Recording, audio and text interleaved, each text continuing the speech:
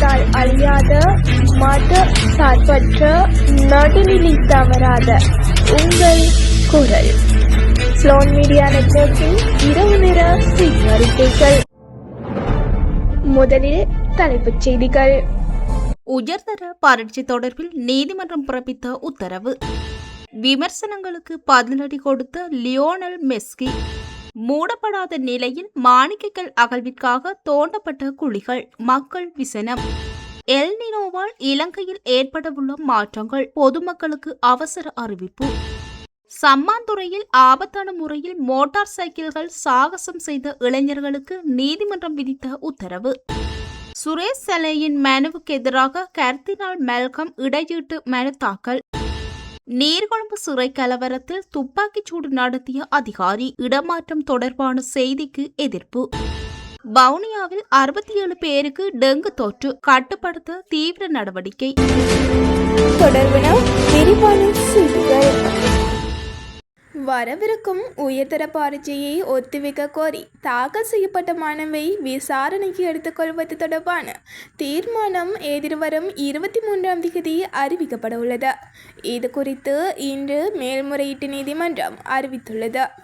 மனு மீதான விசாரணை உயர்தர பரீட்சைக்கு முகம் கொடுக்கும் மாணவர் ஒரு சாராரால் குறித்து மனு தாக்கல் செய்யப்பட்டிருந்தது. இந்த நிலையில் இன்றைய தினம் குறித்த மனு தொடர்பில் விசாரணைக்கு எடுத்துக்கொள்ளப்பட்டது. மனுதாரர் மற்றும் சட்டத்தரணி முன்வைத்த வாதங்களை கருத்தில் கொண்ட பின்னர் மேல்முறையீட்டு நீதிமன்ற நீதிபதிகள் அமர்வு மனு மீதான விசாரணையை எடுத்துக்கொள்வது தொடர்பான இந்த தீர்மானத்தை பிறப்பித்துள்ளது. உலகக்கோப்பையில் நடுவர்களின் சாதகமான தீர்ப்புகளால் அர்ஜென்டினா வென்றதாக கூறப்படும் குற்றச்சாட்டுகளை லியோனல் மெஸ்ஸி நிராகரித்துள்ளார். இறுதிப் போட்டிக்கு தொடர்ந்து 2வது முறையாக முன்னேறியது அதிர்ஷ்டமோ வெளியுதவியோ அல்ல, கடந்த 4 ஆண்டுகளாக வெளிப்படுத்திய தொடர்ச்சியான சிறந்த ஆட்டத்தின் பலன்தான் என மெஸ்ஸி தெரிவித்துள்ளார். மேலும் இந்த வெற்றியை கால்பந்து ஜாம்பவான் டியாகோ மரடோனாவுக்கு அர்ப்பணிப்பதாகவும் அவர் கூறியுள்ளார்.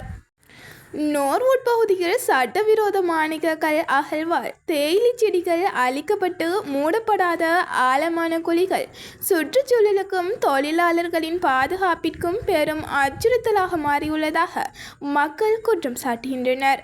200க்கும் மேற்பட்டோர் இரவு நேரங்களில் அகழ்வில் ஈடுபடுவதாகவும் மழை நீர் தேங்கி டெங்கு அபாயம், மண் அரிப்பு மற்றும் உயிரிழப்பு ஆபத்துக்கள் அதிகரித்துள்ளதாகவும் தெரிவிக்கப்பட்டுள்ளது. போலீசில் முறைப்பாடு செய்தும் இதுவரை நிரந்தர நடவடிக்கை எடுக்கப்படவில்லை என மக்கள் கவலை வெளியிட்டுள்ளனர்.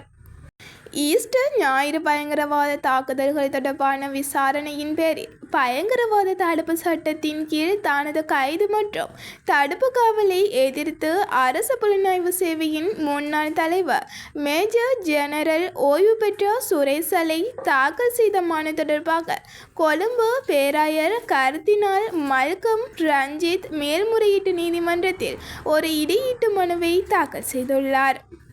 தனது இடையீட்டு மனுவில் சலேயின் மனு தொடர்பாக வாதங்களை முன்வைக்க அனுமதி கோரியுள்ள கர்தினால் மெல்கம் ரஞ்சித் சலேயின் மனுவை தள்ளுபடி செய்யுமாறும் நீதிமன்றத்தை கேட்டுக்கொண்டுள்ளதாக தெரிவிக்கப்பட்டுள்ளது.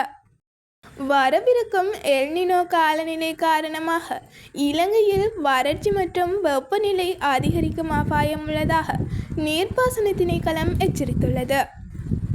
தற்போது 80 முக்கிய நீர்த்தேக்கங்களில் நீர் சேமிப்பு 48% குறைந்துள்ள நிலையில் குடிநீர் மற்றும் விவசாய நீரை சிக்கனமாக பயன்படுத்துமாறு பொதுமக்களுக்கும் விவசாயிகளுக்கும் அறிவுறுத்தப்பட்டுள்ளது. மேலும் நீர் முகாமைத்துவத்திற்கான விசேட திட்டங்களும் முன்னெடுக்கப்பட்டு வருகின்றன. சம்மாந்துறையில் வீதிகளில் ஆபத்தான முறையில் மோட்டார் சைக்கிள் சாகசங்களில் ஈடுபட்டு அதன் காணொலியை சமூக வலைத்தளங்களில் வைரலாக்கிய இளைஞர்கள் நீதிமன்றில் முன்னிலைப்படுத்தப்பட்டுள்ளனர். வழக்கை விசாரித்த நீதவான் சம்மாந்துறை பகுதியில் உள்ள அனைத்து பள்ளிவாசல்களிடமும் மன்னிப்பு கோரி எழுத்து மூல கடிதங்களை பெற்று நீதிமன்றத்தில் சமர்ப்பிக்க வேண்டும் என உத்தரவிட்டார்.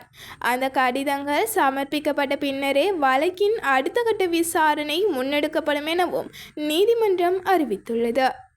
நீர்கொழும்பு சிறைச்சாலை கலவரத்தின் போது துப்பாக்கிச்சூடு நடத்திய போலீஸ் அதிகாரி இடமாற்றப்பட்ட சிறைச்சாலையின் பெயர் ஊடகங்களில் வெளியானதற்கு சிறை அதிகாரிகள் கடும் எதிர்ப்பு தெரிவித்துள்ளனர். இந்த தகவல் வெளியானதைத் தொடர்ந்து குறித்த அதிகாரிக்கு மரண அச்சுறுத்தல்கள் விடுக்கப்பட்டுள்ளதாக தெரிவிக்கப்பட்டுள்ள நிலையில் அவரது பாதுகாப்பை உடனடியாக மேலும் பலப்படுத்துமாறு சிறை அதிகாரிகள் கோரிக்கை விடுத்துள்ளனர்.